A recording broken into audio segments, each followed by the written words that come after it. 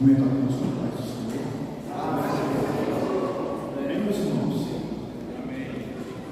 Uma grata alegria por estar aqui com os nossos irmãos essa noite. Sinto lisonjeado pelo convite concedido a nós, pastor Zaharete. Sei que aqui na Videira é um celeiro de homens e mulheres de Deus que tem capacidade, uma capacitação enorme para poder lecionar e ministrar a palavra do Senhor. Mas alegro-me muito por ter sido nos escolhidos pelo pastor para podermos fazer essa exposição da palavra do Senhor na noite deste dia. Falar a palavra de Deus aqui perto do pastor Zaharete, perto do pastor Ferreira, perto do pastor Guarani, juntamente com o pastor Paulo, logo ali o pastor Valentim, fora outros obreiros que foram citados no nome aqui.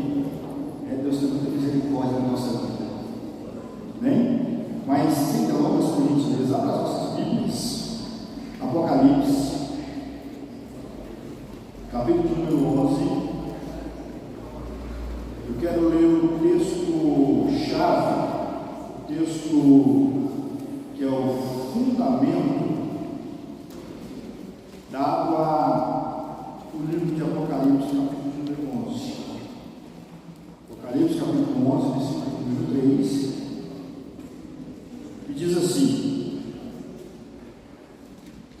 darei as minhas duas testemunhas, que profetizem por 1260 dias, vestidas de pano de saco. Repetindo: darei as minhas duas testemunhas, que profetizem por 1260 dias, vestidas de pano de saco. Amém?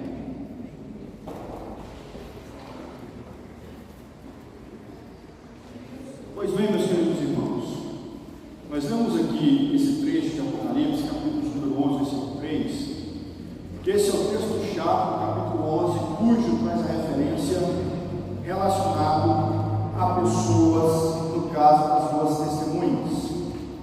Mas é interessante que, quando nós observamos o livro do Apocalipse, eu sei que os irmãos já tiveram algumas aulas introdutórias que foram falando a respeito da visão pré-milenista, ou da visão pré-milenista dispensacionalista, e para nós termos um entendimento em relação à questão dada à nação de Israel, nós temos que entender uma vertente dada à questão da visão pré-tribulacionista, dispensacionalista, que nós sabemos, cremos. Primeiro, há uma diferença gritante entre o que é igreja e entre o que é Israel.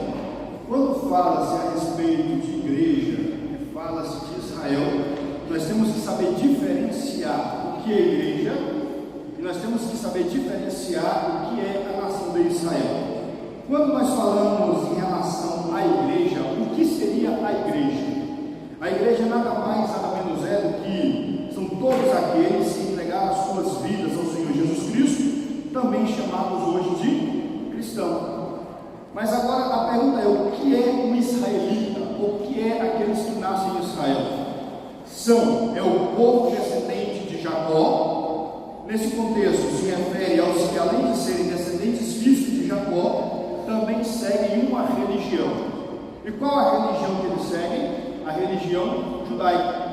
Então logo nós observamos que são duas vertentes diferentes, e a Bíblia ela faz essa separação do que é promessa para Israel e do que é promessa para a igreja.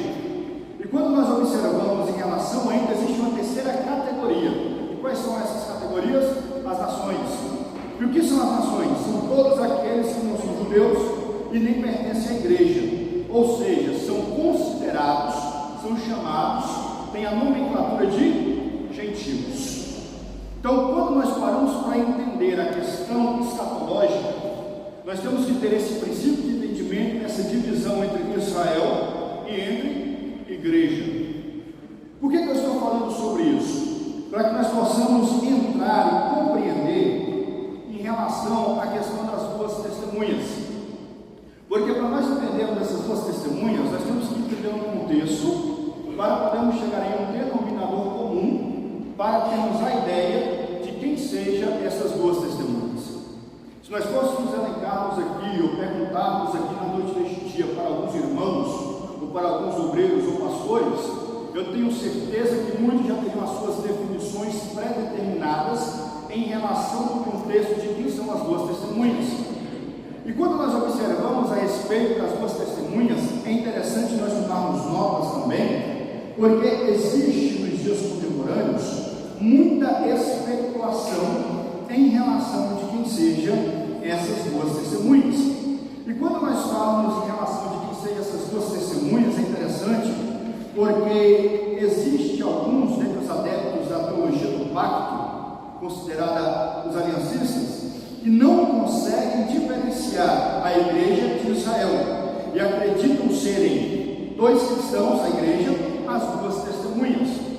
A teologia do pacto trabalha que as duas testemunhas, elas são nada mais nada menos do que a igreja, que vai testemunhar no decorrer do século, da história das eras, e elas vão ser testemunhas de Cristo, independentemente de era ou de período histórico ou de período transitório, porque a igreja, segundo Atos dos Apóstolos, capítulo 1, versículo 8, que são as testemunhas, abro aspas, a igreja do Senhor, na verdade, ela é testemunha de Cristo, sim, ela é testemunha do Evangelho, ela é testemunha do Reino, ela anuncia as boas novas, ela trabalha a verdade, mas contrapondo haja vista, e nós temos que entender que o capítulo 11 de Apocalipse vai trabalhar não apenas questões simbólicas, alegóricas, mas também vai trabalhar questões literais, verdadeiras, cujo texto vai trabalhar. E quando nós observamos também, existe uma pesquisa simples no Wikipédia vai dizer que algumas seitas, elas também trabalham com personagens eminentes em seu meio, aonde eles defendem que as testemunhas, ou as duas testemunhas do Apocalipse, elas são nada mais nada menos que os seus próprios fundadores das suas religiões. Segundo, para tomarmos nota, os adventistas creem que as duas testemunhas possam ser nada mais nada menos que William Smith e Ellen G. White. Também os mormons, eles defendem que os dois profetas, membros do alto escalão da religião deles, que possam ser de fato também as duas testemunhas, como por exemplo, Joseph Smith e o irmão Hugh Smith. E quando nós observamos a respeito das duas testemunhas, nós temos que entender que de fato elas não são alegóricas, que de fato elas são literais, verdadeiras, elas irão acontecer, segundo a visão que João vai ter, essas duas testemunhas aparecerão, e elas irão fazer coisas tremendas mediante as suas aparições. Analisando a questão de Apocalipse capítulo 11, eu entendo nessa breve introdução que a expressão duas testemunhas, que aparece especificamente no texto de Apocalipse capítulo número 11, ela não apenas, ela aparece apenas em Apocalipse 11, mas não aparece mais em nenhum outro trecho de Apocalipse essa referência às duas testemunhas.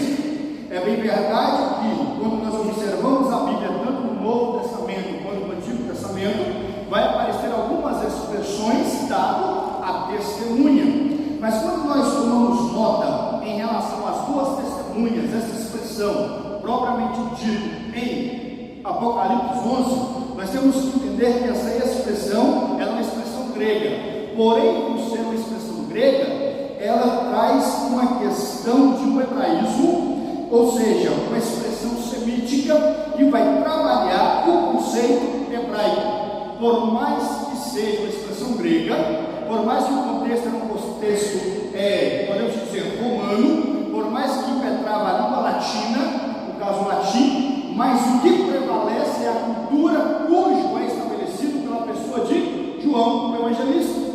João, por ser judeu, ele vai expressar dentro de uma linguagem grega o seu pensamento conceitual judaico, cujo trabalho algumas questões semíticas, aonde ele vai relatar, ele vai tratar a expressão como sendo totalmente linguagem dada para o conceito da sua época, no caso do do seu povo, o judeu.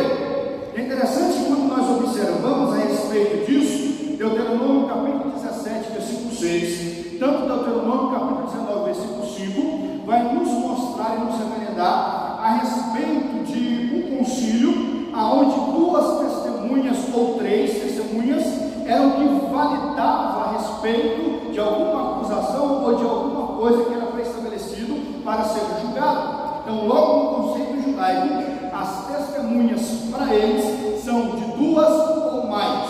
Sendo-se assim, então logo entendemos que dentro dos textos bíblicos que dão parâmetro para nós, essas duas testemunhas de fato, elas são literais. Deu para entender, irmãos, pelo menos essa parte introdutória? Então vamos passar. As duas testemunhas. Existem algumas escolas de interpretação que eu acredito que já foi falado aqui. E quais são as escolas de interpretação? Primeiro, a escola de interpretação preterista. A escola no caso, essa escola preterista, ela trabalha com qual ideia, com qual conceito? O conceito do preterismo é que todo Apocalipse se cumpre até o ano 70 depois de Cristo. Eles vão trabalhar com o passado, com o período veterotestamentário, neotestamentário, até o período aonde Tito invade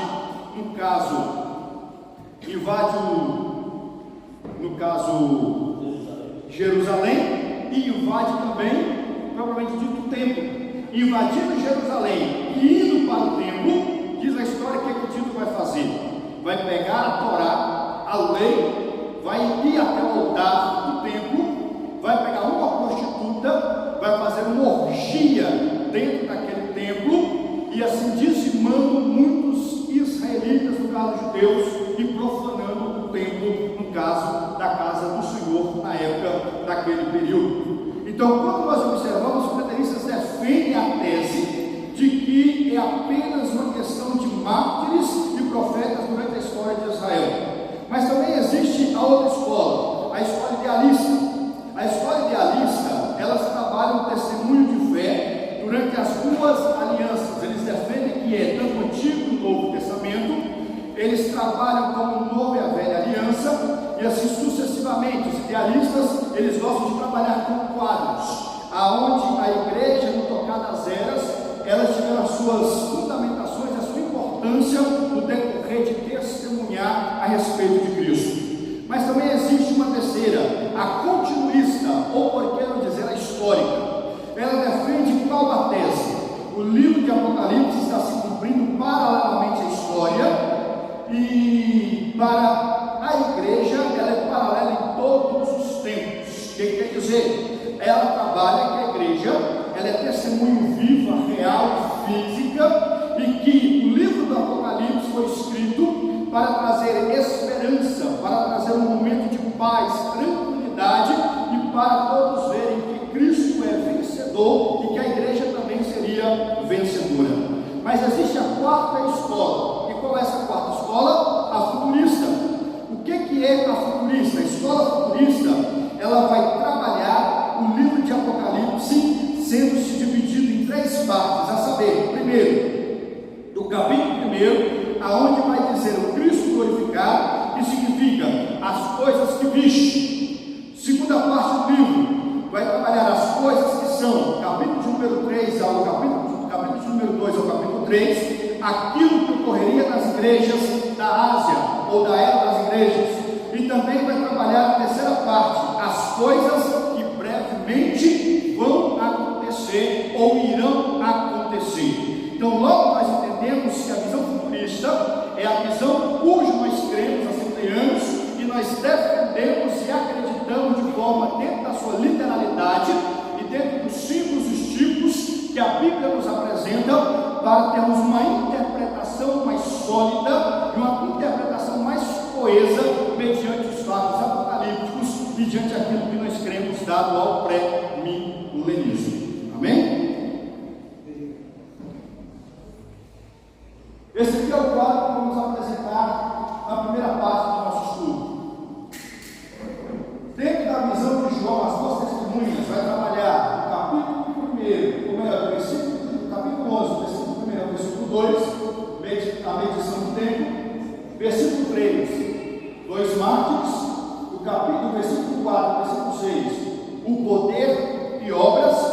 versículo 7 ao 10, testemunho e morte, do versículo 11 ao 12, ressurreição, do versículo 13, um grande terremoto, versículo 14, o fim do segundo ai, e a sexta trombeta, e versículo número 14, a sétima trombeta, que vai do versículo 15 ao versículo 19. Entendam que as duas testemunhas estão entre a sexta trombeta até a sétima trombeta. E o detalhe interessante é que o segundo ai é pré-estabelecido mediante a essas duas trombetas, e aqui é um intervalo que é dado mediante ao livro apocalíptico. Mas eu não vou me prender essa parte, eu quero apenas ficar até a ressurreição para nós entendermos quem são de fato as duas testemunhas.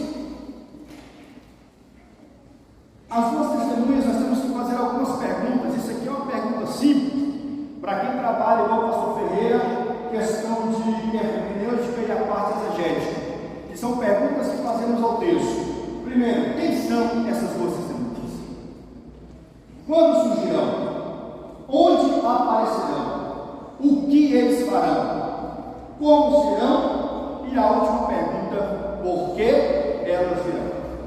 Tá? As duas testemunhas dentro de um contexto. Observe, vocês podem observar dentro desse pequeno mapa a respeito do templo, versículo 1, a respeito de Jerusalém, versículo número 2, Israel, versículo 8, e as nações, versículo 10. Esse aqui vai ser o contexto das duas testemunhas, mediante dado a Jerusalém, ao templo, a Israel e às nações. O porquê que aqui é o contexto? Porque o contexto se inicia-se, que nós vamos ver que os 1260 dias, os 42 meses, equivale, você faz a multiplicação de 42 vezes 30, vai dar 1260. Quando você pega e trabalha essa somatória e faz a questão anual, vai estar estabelecido 3 anos e meio, dado a questão dessas testemunhas que elas irão aparecer.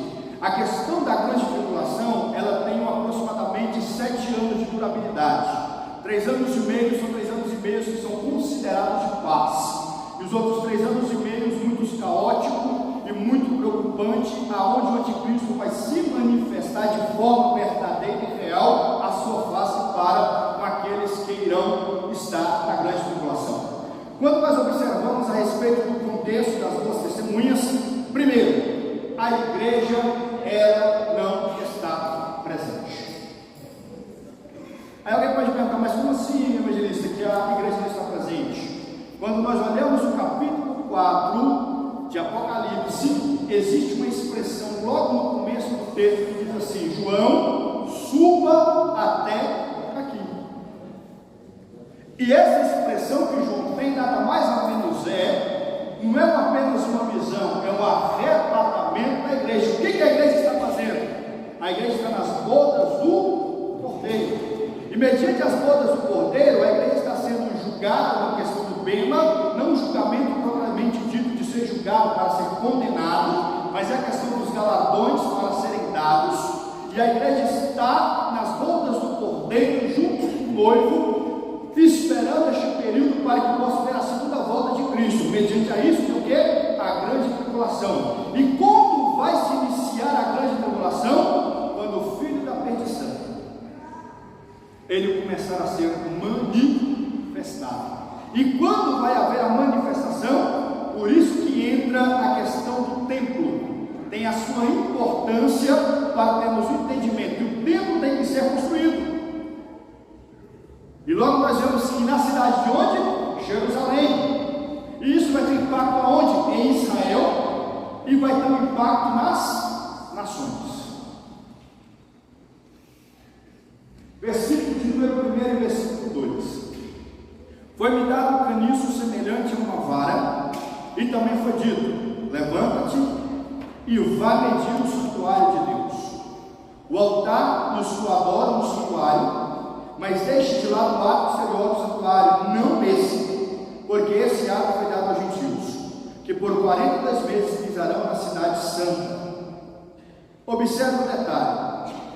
Primeiro, a questão da visão de João perante o versículo 1 e o versículo 2. Medição do tempo. Quando fala-se de medição, é interessante porque a medição aqui fala-se a respeito de uma cana que possivelmente poderia ser um cajado pastoral, e ela tinha uma medição de aproximadamente entre 2,80 metros a 3 metros, e era assim que se fazia a medição dada ao tempo. E quando nós observamos, João ele recebe em uma visão o quê? A vara, para fazer o quê? A medição do tempo. E qual é a ordem de medir o tempo? Deus vai dar a diretriz. A ordem de medir o tempo é medir aquilo que foi estabelecido, a parte interior, e trazer a medição do tempo para aquele período. Observe o detalhe, meus irmãos. Aqui João está tendo uma visão. O tempo já não mais existia. Apocalipse foi escrito aproximadamente 95 depois de Cristo. Na década de 70 depois de Cristo, o tempo já tinha sido derrubado, no caso o tempo lá constituído por Herodes. E quando foi derrubado, aqui nós entendemos que agora João está recebendo uma visão esta, dada ao novo tempo, que vai ser o quê? Reconstruído. E quando nós olhamos a respeito de João fazendo essa medição, a medição também ela tem um significado que chama atenção. Primeiro, a medição de Deus mediante a vara, ela tem um princípio de correção ou até mesmo de destruição. Segundo, ela tem também um princípio de guardar e também de preservar. E quando nós olhamos a questão aqui, está sendo a trabalho para preservação em relação ao tempo. E é interessante porque aqui também vai se falar a respeito do ato exterior. Esse ato exterior é do ato onde os gentios poderiam se achegar até perto do templo, e naquele pátio da parte exteriótica eles podiam adorar a Deus conforme eles iam até lá, porque foi dado aos gentios, conforme Lucas 21, 24, 42 meses, e eles fizeram aonde? Na Terra Santa. Agora é interessante também que na visão de João, as duas testemunhas, primeiro vai ter a medição do tempo, e essa medição do tempo, ela vai ter um paralelo parecido com a medição da onde? Lá de Ezequiel, capítulo de número 40 a 43. Por que isso? Observe o detalhe. Ezequiel, ele estava onde quando ele teve uma visão? No cativeiro. Quando ele estava no cativeiro, o reino do sul, da capital de Jerusalém, o povo de Judá, eles foram levados a cativo por Nabucodonosor em 3 léguas, em 606, 597 e 586 a.C. E 3 léguas eles levaram algumas pessoas, em especial Ezequiel, Misael, Ananias e Azarias, e o próprio Daniel. E depois da última légua, eles destruíram tudo, então o templo está destruído. Então qual é o tempo que Ezequiel vai ter a visão?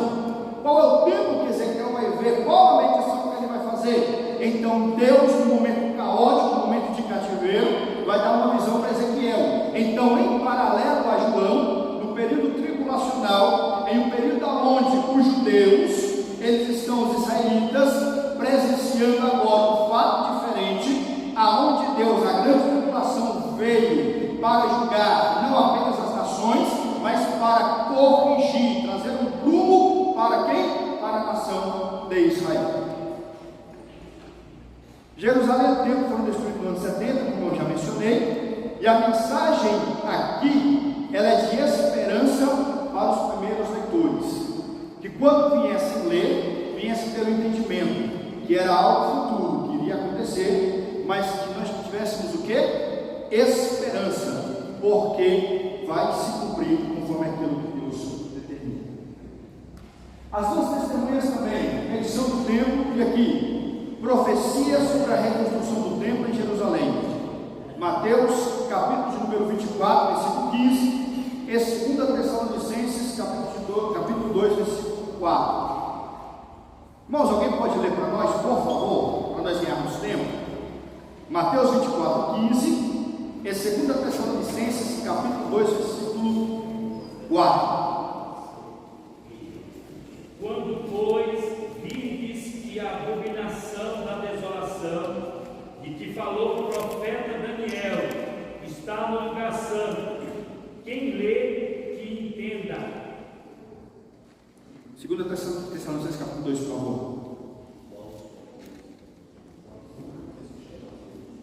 Irmãos, aqui está falando da profecia de Daniel mediante o tempo, e fala-se a respeito do que? Da abominação do tempo. Tessalonicenses 2,4. O qual se opõe e se levanta contra tudo o que se chama Deus, ou se adora, de sorte que se assentará como Deus no templo de Deus, querendo parecer Deus. Aqui nós temos a profecia de que a reconstituição do templo vai existir, porque quando o anticristo se levantar, ele vai querer se colocar na condição da pessoa de Deus, e ele vai querer abominar o templo, e ele vai querer o que? A adoração para si. Então aqui nós estamos vendo que existe de fato, que haverá a reconstrução do templo. Alguém pergunta, mas de fato isso é verídico? Sim, aqui tem um site, temploinstitute.org, se vocês quiserem depois entrar, vai mostrar todo o projeto, o planejamento da constituição do terceiro templo de Salomão. E quando nós observamos, irmãos, desde quando a nação de Israel passou a ser uma nação novamente, em 1948, conforme se cumpre com a profecia de Isaías, dizendo, porventura, pode uma nação se levantar em um dia? Obviamente, nós olhando com a nossa ótica humana e nós falamos, propriamente dito, não, é impossível. O Brasil demorou 1500 anos para ser primeiro descoberto, colonizado e ser independente. Agora, olha a nação de Israel, em 1948, eles, por um decreto da ONU e uma assinatura de um brasileiro, Oswaldo Aranha, acho que todos conhecem, a nação voltou a ser nação. Aí alguém fez uma pergunta para um judeu: o que faz vocês saírem do Nova York, saírem de Miami, saírem do Reino Unido, saírem dos países ricos e voltar para uma cidade totalmente devastada? Aí ele responde dizendo assim: porque a minha terra. O patriotismo desses homens mediante aquilo que é dado para eles é de forma excepcional. Aí a gente pergunta, nossa, foi tudo tranquilo para Israel, né? Aí começam guerras. Em 1967 já começa o primeiro pensamento já para confeccionar e construir aquilo que é chamado do terceiro templo da nação de Israel. Então Israel, eles têm toda a maquete, o projeto, aquela menorá que vocês podem ver, ela pesa aproximadamente mais de 5 a 6 toneladas de ouro, tá? E aqui é a principal ponto-chave onde vai nomear a questão do templo. Então eles já têm todo o protótipo, eles têm tudo já formalizado, preparado e pronto para confeccionar e construir o templo. Aí alguém pode perguntar, mas aonde eles irão construir este templo? Se existe uma mesquita islâmica lá, aí vai entrar a questão da profecia, né? Porque vai haver um tratado de paz entre os muçulmanos e os judeus, e não sei se os senhores sabem, se do lado daquela mesquita que todos observam quando tem filmes e já colocam bem dado frisado nela, existe um pátio externo na sua lateral, aonde as dimensões ela é de acordo com o comprimento e com a largura da confeccionação para construir a questão do terceiro templo. Tudo indica, mediante as questões tanto ortodoxa e judaica, quanto alguns pensamentos de Deus, que de fato será construído ali, no terceiro templo de Salomão, aonde é o centro do mundo. Sendo o centro do mundo, vai ser o centro da adoração. Imagine as duas grandes religiões de mãos dadas, aonde tem a mesquita e o templo de adoração a Yahvé, aonde pode-se agora ser o centro de adoração a Deus ali. Mas só que quem vai se levantar e vai querer ser adorado é a figura da pessoa do anticristo. Darei autoridade às minhas duas testemunhas para que profetize durante 1260 dias vestidas de pano de saco. Essa questão de vestido de pano de saco é uma questão muito litúrgica e simbólica, porque pano de saco pode simbolizar a questão de humildade, como ela pode também simbolizar a questão do luto. E quando nós observamos essas duas testemunhas profetizando, mediante vestidas com essa forma que os irmãos acabaram de ler, é porque elas vão estar mediante humilhação e questão de luto pela condição que a nação elas estão vivenciando. A nação ela está vivendo de uma forma terrível. E olha que a Bíblia vai dizer agora que elas são testemunhas. A palavra testemunha no grego é mártir. E a palavra mártir aqui não é testemunhar apenas, é trazer alguma nova ou alguma publicação, ou trazer um testemunho como de uma questão judicial. Mas o testemunho aqui é um testemunho de vida, é pagando com a sua própria vida. As duas testemunhas vai trabalhar a questão do testemunho essencial e também vai trabalhar a questão de, no mínimo, 2 pessoas para testemunhar e julgar a respeito de Israel. Irmãos, todas as vezes que Deus ele vai trazer julgamento, ele traz testemunhas para que possam testemunhar aquilo que Deus vai fazer, trazendo, anunciando, verbalizando outra hora aquilo que Deus irá realizar mediante os seus julgamentos. Então Deus não dá ninguém por inocente. Glória. As 2 testemunhas. Darei autoridade às minhas 2 testemunhas para que primeiro profetize durante 1260 dias, vestidas de pano de saco. Estou voltando.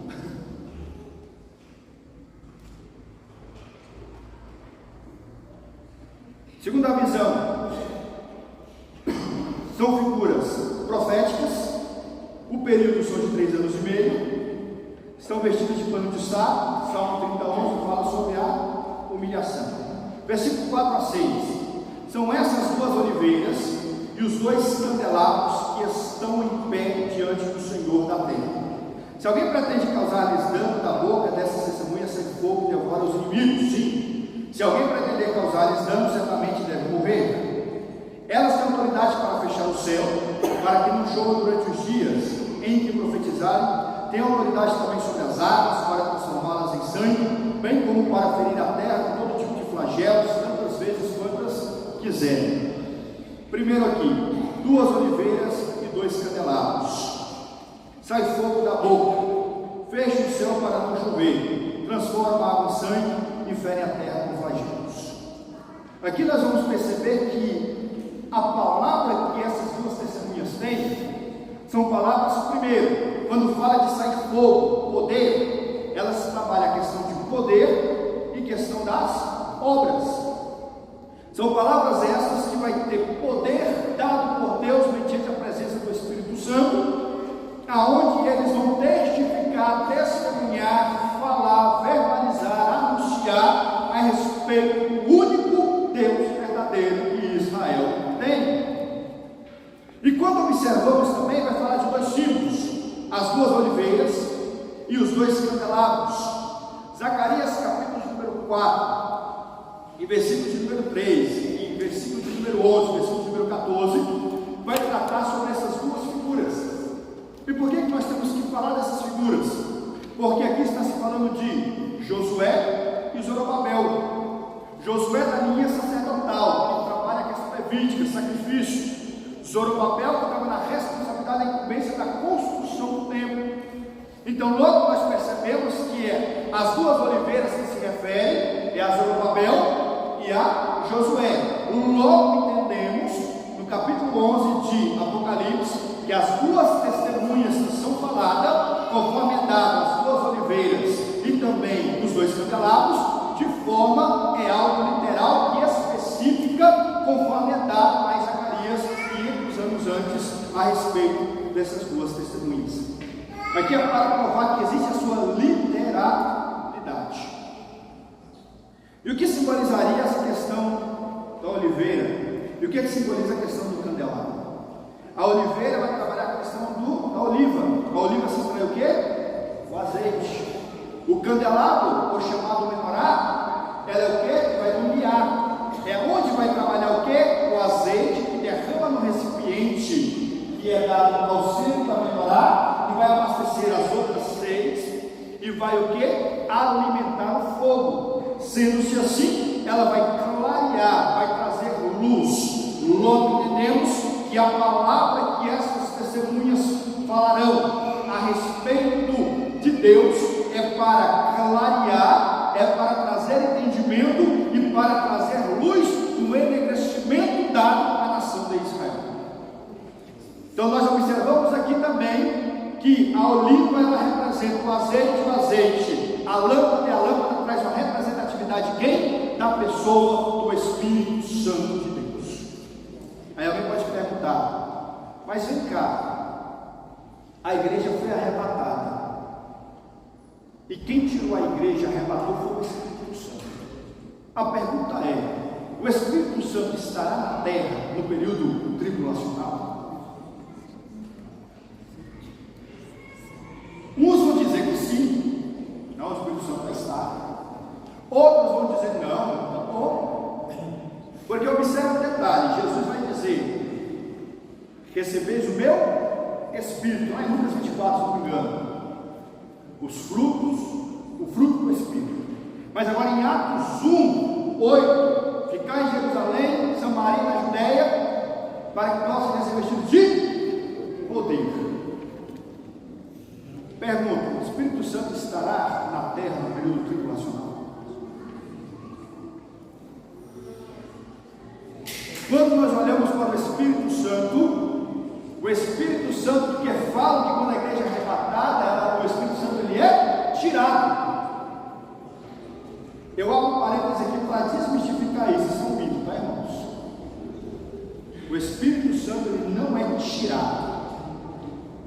O Espírito Santo ele vai agir de forma pontual e específica. Por quê? Porque primeiro o Espírito Santo é Deus. Segundo, ele é onisciente. Terceiro, ele é onipresente. E terceiro, ele é onipotente. Para resumir, ele é uma pessoa. Ele é Deus. Como é que você tira Deus? Ele vai agir conforme era outra hora, em conformidade da antiga aliança, do Antigo Testamento. Ele agia de forma pontual, específica nos profetas e algumas outras pessoas, mas não em todo o mundo. Hoje não, a igreja tem a graça de Deus, tem a presença do Espírito, tem liberdade para poder ter a presença do Espírito Santo, para poder agir na presença do Espírito Santo, para ter os dons do Espírito Santo, para ter revestimento do Espírito Santo, para ter poder do Espírito Santo. Amém? E quando nós observamos aqui, fala que sai fogo da boca. Eu acho que o texto mais específico não é nem lá relacionado ao profeta Elias, mas quando fala sai fogo da boca, Jeremias capítulo 5, versículo 14, é muito mais específico, que fala que quando fosse profetizar e falar às nações, sairia fogo sobre a sua boca. E quando fala transformado em sangue, nós sabemos que a figura de Moisés e fere a terra com flagelos. As duas testemunhas, os dois mártires, do versículo 3 até que vai trabalhar com poder e obra, do versículo 4 e 6, elas têm semelhanças com dois profetas. Primeiro, água e sangue e flagelos. Êxodo capítulo 4, versículo 9 e capítulo 7, versículo 19, não vou ler, depois vocês leem em casa. Êxodo capítulo 9, versículo 14, fala dos flagelos. Aqui está falando das 10 pragas. E quando fala dessas 10 pragas aqui, para encurtarmos mais, quando Moisés vai até o Egito e traz esses flagelos, nós temos que entender que aqui Deus estava trabalhando e desmistificando e diminuindo e acabando com a divindade egípcia. Eles tinham 10 deuses que eles adoravam mediante a cada praga que o Senhor mandava, para que Deus foi mostrando que existe um único Deus. 5 minutos. Certo? Vamos lá. Elias, fogo do céu.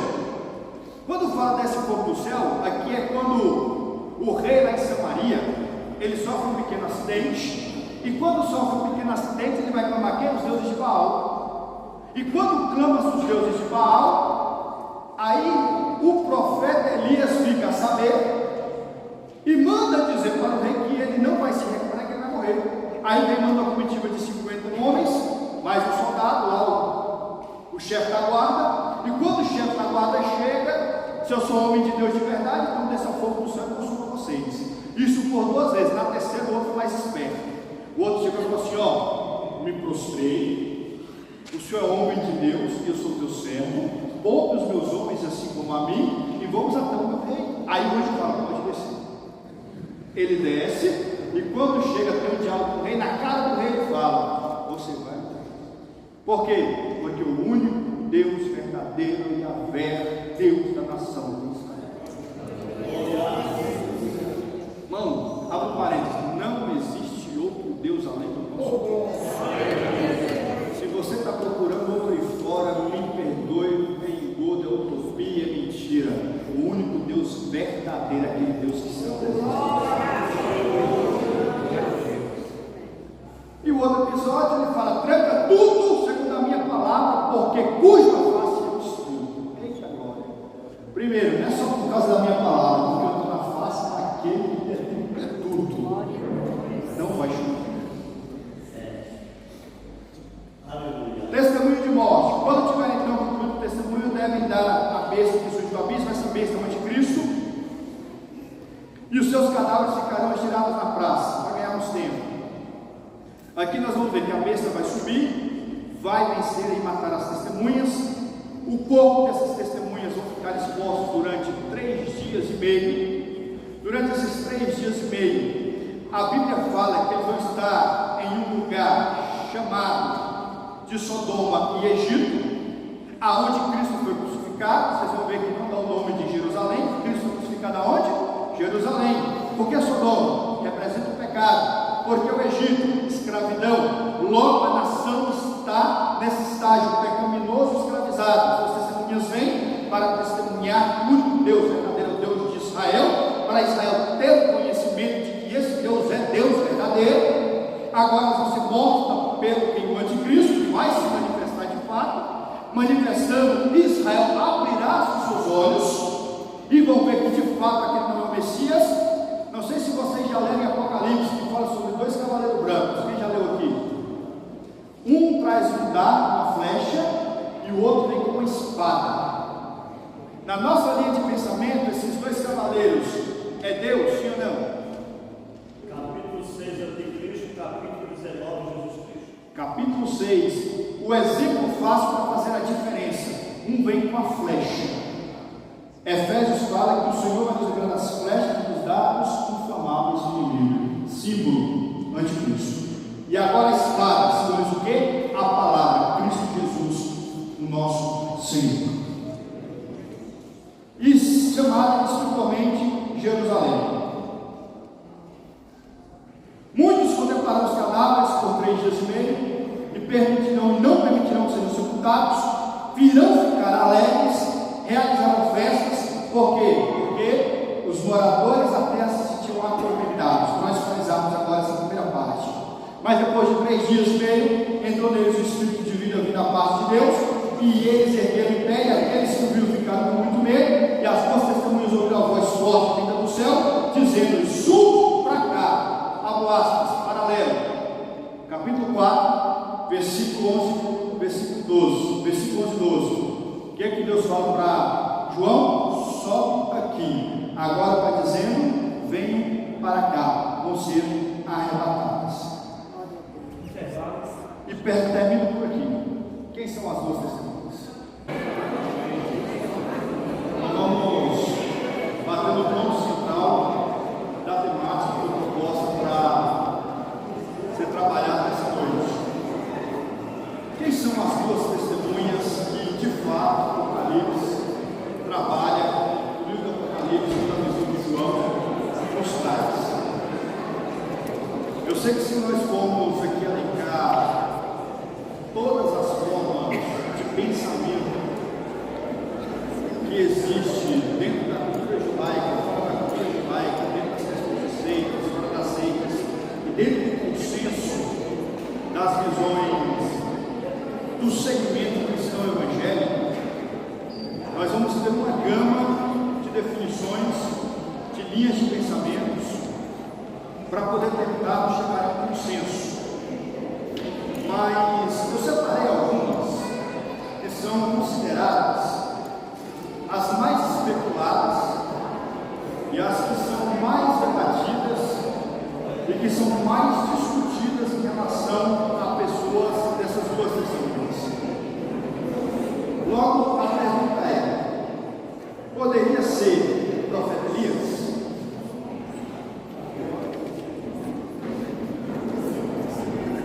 Eu sei que todos leem, observam, avaliam e dizem: eu acredito que uma das testemunhas, porventura, possa ser de fato o profeta Elias, porque as condições que são apresentadas no capítulo 11 de Apocalipse descreve e discorre, dá-nos o entendimento da pessoa do profeta Elias. Mas já vi isso aqui, dentro da cultura judaica, daqueles mais ortodoxos, eles têm na linha de pensamento que Elias ainda virá.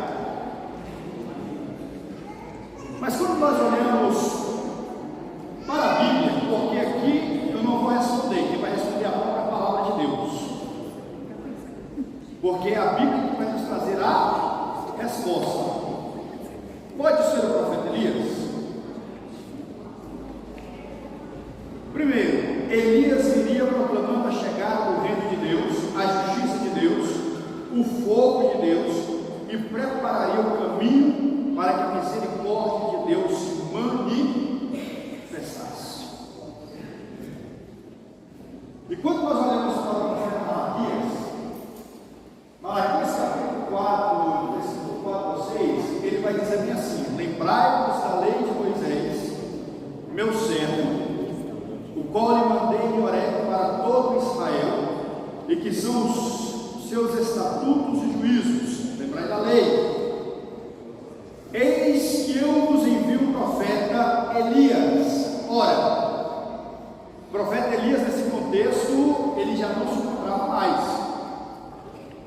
O profeta Elias, segundo a Bíblia vai nos relatar, ele já tinha sido o quê?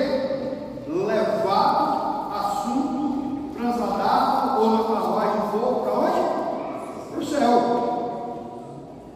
Logo vem, antes que venha o dia grande e terrível do Senhor, e converterá o coração dos pais aos filhos, e o coração dos filhos a seus pais, para que eu não venha e fira a terra com maldição. O versículo se chave: eis que eu vos envio o profeta Elias. Aí alguém já pergunta: não podemos ser a afirmação que é o profeta Elias?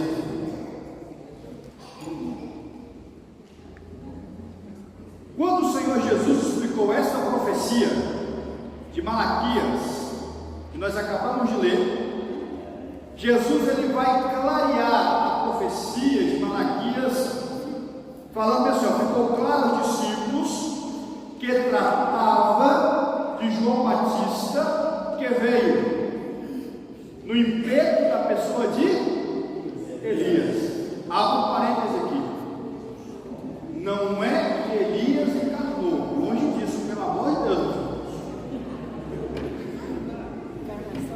O impeto aqui é que o João Batista, ele veio do impeto. O impeto é do espírito que estava sobre a pessoa de Elias. Aqui está a diferença, porque esse trecho de Malaquias, juntamente com esse texto, dá pano para manga para os catecistas começarem a querer dizer e provar biblicamente a tese: existe encarnação, a reencarnação, perdão.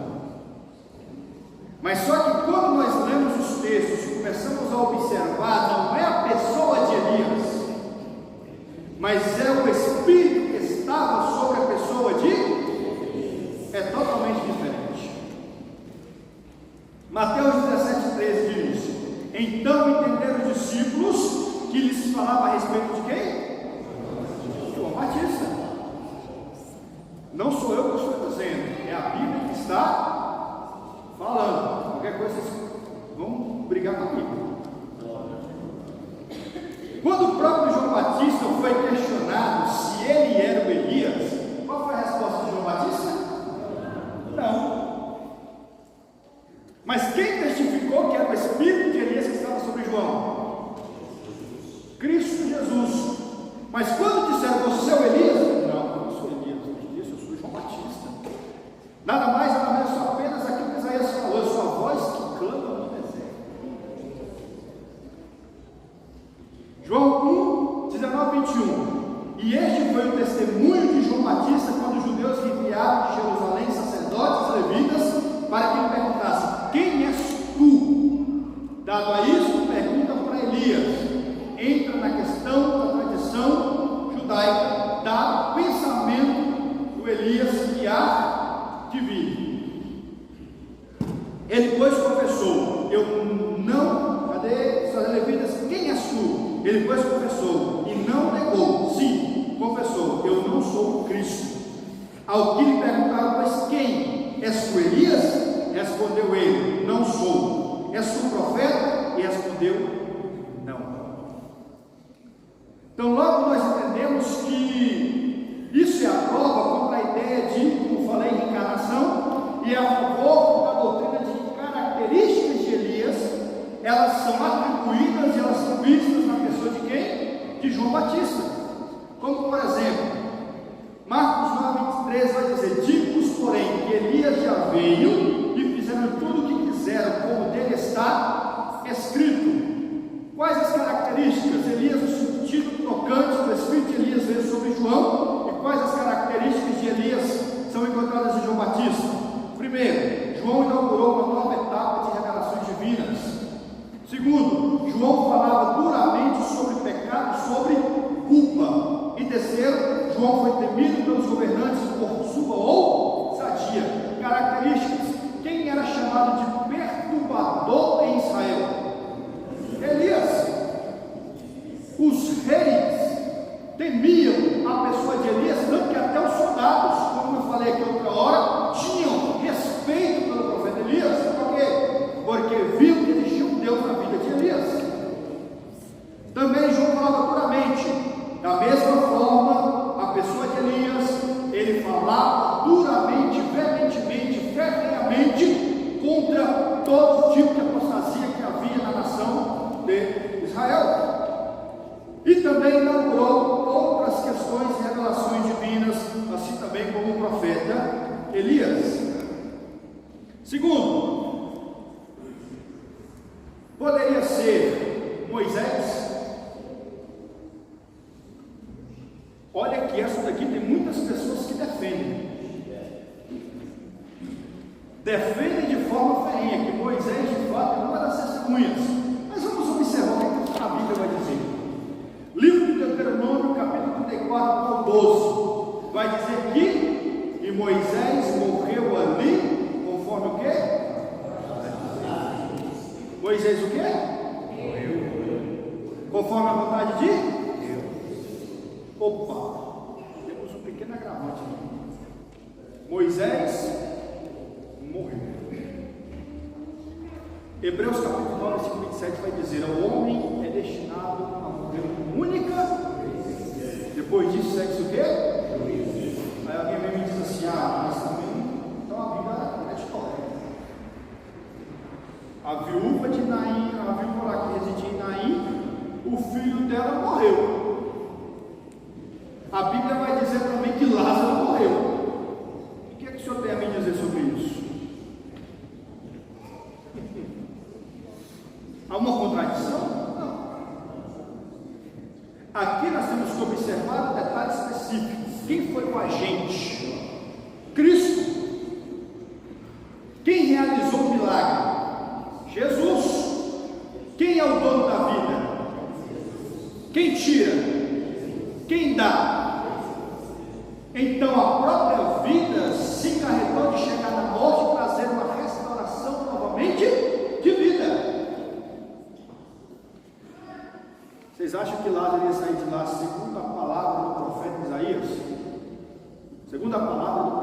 Moisés, lei, segundo Elias, não. Lázaro, vem para fora. Qual é a palavra de quem? Dele. Então aqui é algo específico, não é uma regra geral, é algo específico. Ainda hoje tem pessoas que morrem? Tem. Mas tem pessoas que ressuscitam? Sim. Mas ressuscitam, mas logo depois, querendo ou não, ressuscitam em um corpo incorruptível? Não. Em um corpo carnal, dado as mazelas, dado as questões pecaminosas, e logo depois vai acontecer o quê? Morrer. Mas a Bíblia diz que Moisés morreu. Josué capítulo 1, versículo 2. Olha aqui o que Deus vai dizer para Josué. Isso aqui é aproximadamente 40 dias depois. Meu servo Moisés, olha a conotação, está morto. Quem está testemunhando a morte de Moisés, irmãos? Deus. É o próprio Deus que está testificando a morte do próprio Moisés. Lá em Deuteronômio vamos ver que Moisés morreu conforme a vontade do Senhor. A conotação aqui da questão está condicionando que ele continua morto. E quem está dizendo? Deus. Judas 9. Mas quando o arcanjo Miguel e Micael disputavam, ou discutindo com o diabo, Satanás, disputava a respeito do corpo de Moisés, não ousou pronunciar contra ele juízo de maldição, mas disse: o Senhor te repreenda. Estava disputando o quê?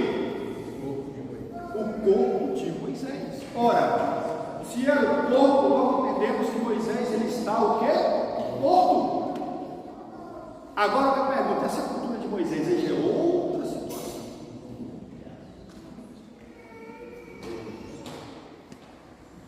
Aí eu pergunto para os senhores e senhoras, a testemunha pode ser Moisés? Pode ser isso? Vamos lá. Está ordenado ao homem morrer uma só vez, as testemunhas morreram. Hebreus 9, da mesma forma como o homem está destinado a morrer uma só vez, depois disso enfrenta o seu juízo. Poderia ser a pessoa de Enoque?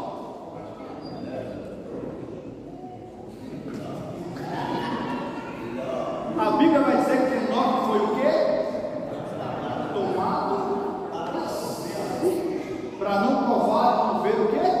A morte, porque Deus assim permitiu. Aí alguém pode dizer agora: Elias não morreu, Enoque não morreu, então está tudo encaminhado, Elias e Enoque, né? Mas agora vai entrar um outro consenso. E eu quero trazer a indagação para nós. O que é o arrebatamento?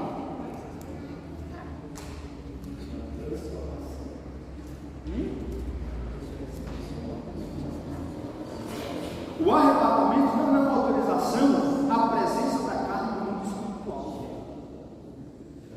Qual é o conceito que é dado do arrebatamento? O arrebatamento trabalha que os mortos ressuscitarão primeiro. Nós, os vivos, seremos o quê? Seremos o quê, irmãos?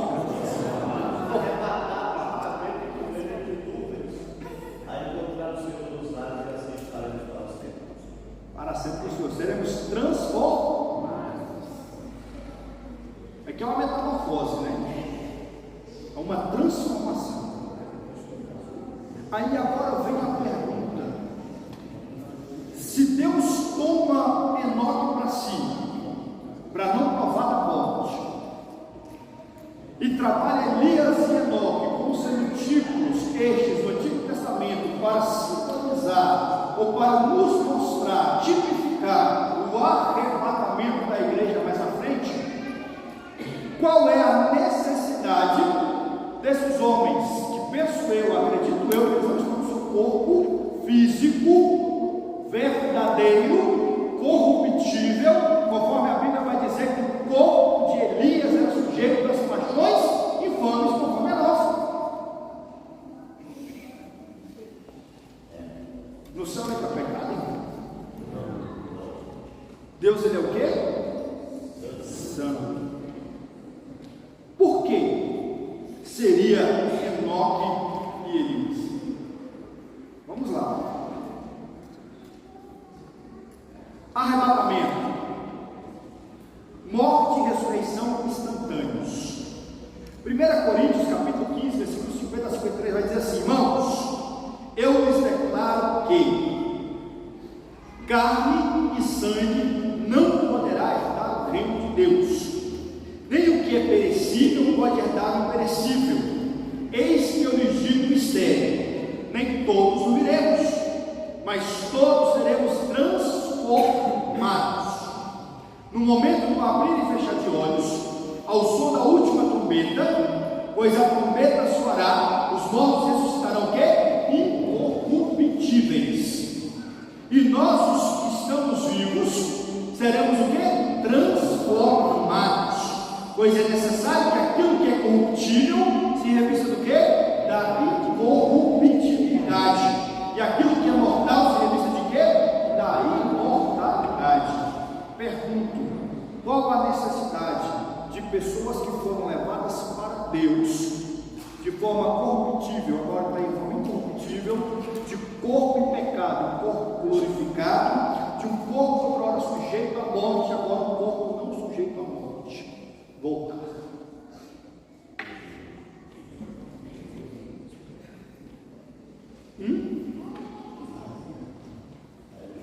Vocês já pararam para analisar e pensar sobre isso? Se eles foram levados para Deus, arrebatados para Deus, seria algo muito contraditório para o próprio arrebatamento que o próprio Deus vai fazer na sua própria igreja.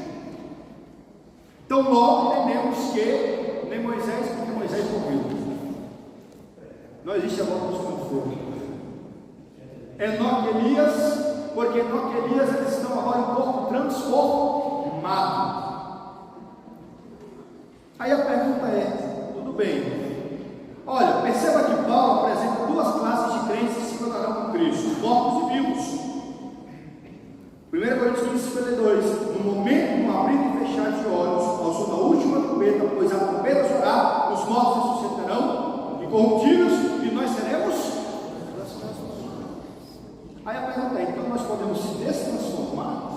Depois de ser arrebatados, podemos voltar em corpo corruptível novamente?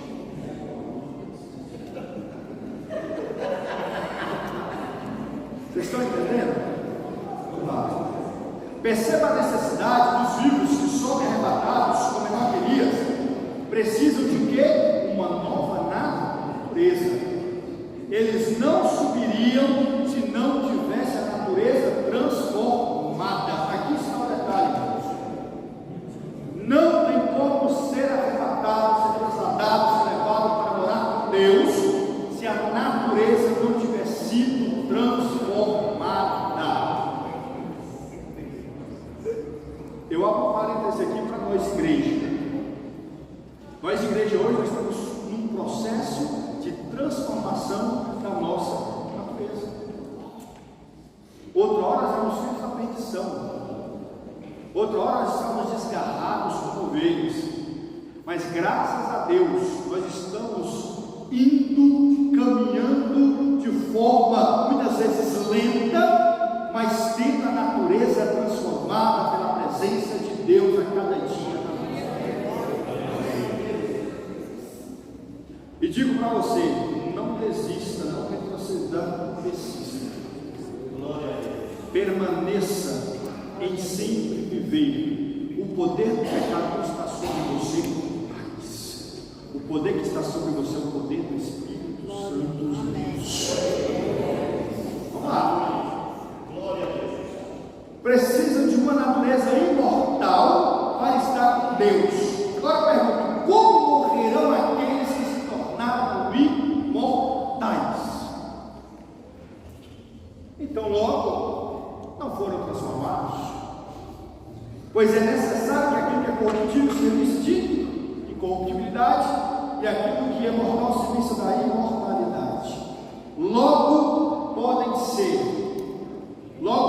ser nem Enoque, logo podem ser acerto de Moisés. A pergunta é, a interrogação, quem são as duas testemunhas?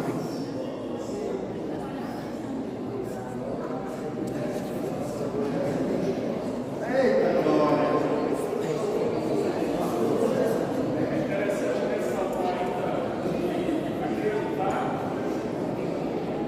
É interessante ressaltar em relação a Enoque e Elias, uma vez transformados, acreditar que eles habitarão um novo corpo corruptível é dar margem para a reencarnação. É dar margem para a reencarnação. Então anula aquilo que já foi dito lá atrás, que não há uma reencarnação. Se eu acredito que Enoque e Elias são as duas testemunhas, eu estou acreditando que existe uma reencarnação, uma vez que eles já estão mortos. Vocês estão entendendo, irmãos? Sim, meu querido. Professor, eu gostaria de fazer uma pergunta. Qual o texto bíblico que me garante que Elias e Enoque estão no céu? Qual texto? Olha, os próprios textos que mostram eles sendo levados, primeiro, se Enoque, a Bíblia diz que Deus o tomou para que não falasse da morte, a pergunta é, aonde ele estaria? Sim. E caso de Elias, se Elias foi levado para carruagem de fogo, A pergunta que eu faço é: tomar para si significa que ele está no céu? No céu que se usou aqui, eu acredito que a ideia de salvação é não Se ele não está no céu, ele pode ter sido tomado sem um corpo incorruptível. Ainda um corpo corruptível. eu discordo dessa tese, porque se o próprio Deus vai tomar para si, para que eles possam estar com Deus, primeiro, a Bíblia vai dizer que o próprio corpo deles é dado ao que? Deixa eu dar só um exemplo. Sim. Recentemente, minha mãe faleceu, crente, e eu falo, e todos nós falamos que Deus tomou para si. Todas as vezes que nós falamos no muito fundo que Deus tomou para si. Ela já está no corpo corruptível? Não, aqui teve a aula do pastor Ferreira, ele falou sobre isso, está intermediário. Então, o que eu quero colocar, eu não estou defendendo que seja Enoque e Elias, não. Eu estou querendo colocar é que eu ainda não encontrei um texto bíblico que prove que ele está realmente no céu. Ele pode estar no lugar aguardando como os demais que não foram lá. Não passou pela morte, mas Eu vou entrar na tese aqui. A Bíblia fala sobre céus. Se a gente olhar para a cultura judaica, são 7 céus. Se a gente olhar para o contexto da igreja, são 3 céus. Agora a pergunta é: qual céu que está se referindo? Quando a gente pastor Ferreira, quando trouxe a alusão do estudo sobre o estado intermediário, eu gosto de trabalhar também sobre essa questão do estado intermediário, a gente vai analisar que o conceito dado antigamente para os judeus em relação à morte e para onde ia, era para debaixo da terra, Sheol. sim, isso aí. Aí nós para entendermos onde está o céu hoje, é dado àqueles que são considerados salvos. Estão aguardando, está no céu propriamente dito. Isso, seria do caso Da da ilha. mesma forma que os que não morreram cristãos estão no inferno propriamente dito. Isso já foi entendido. Mas assim, é só para concluir que eu não quero longo tempo, da mesma maneira que eu não posso afirmar que seja Enoque e Elias, eu entendo também que eu não posso afirmar que não seja Enoque e Elias. Eu, pelos conteúdos dos conceitos bíblicos, eu afirmo que não. Mas ainda digo como a terceira tese, que é uma tese hoje que é dado propriamente dito, e dentro de algumas universidades teológicas é defendido. Vamos lá, quem são as duas testemunhas? Logo penso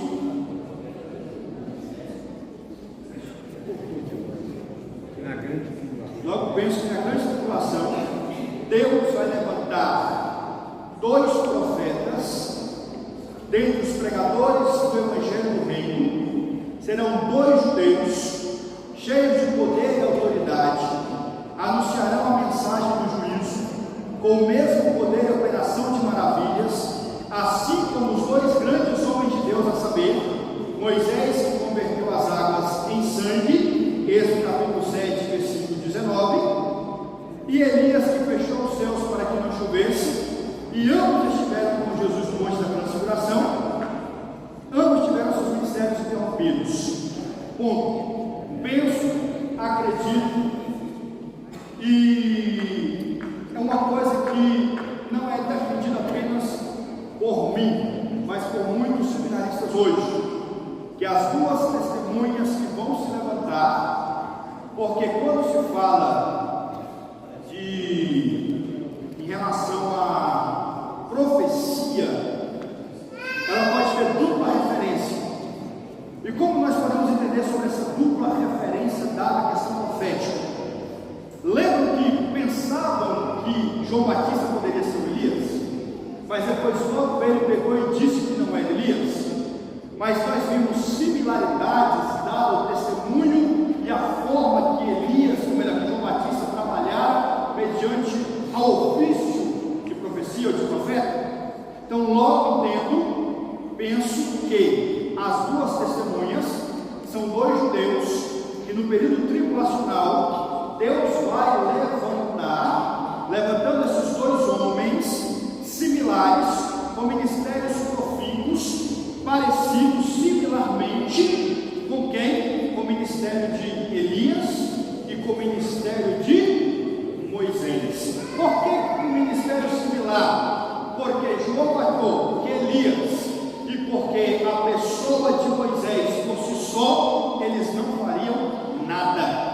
Aí aqui nós entendemos que a pessoa do Espírito Santo vai agir na vida desses dois homens para que eles possam realizar grandes obras conforme esses dois grandes homens do passado, eles assim fizeram. Amém?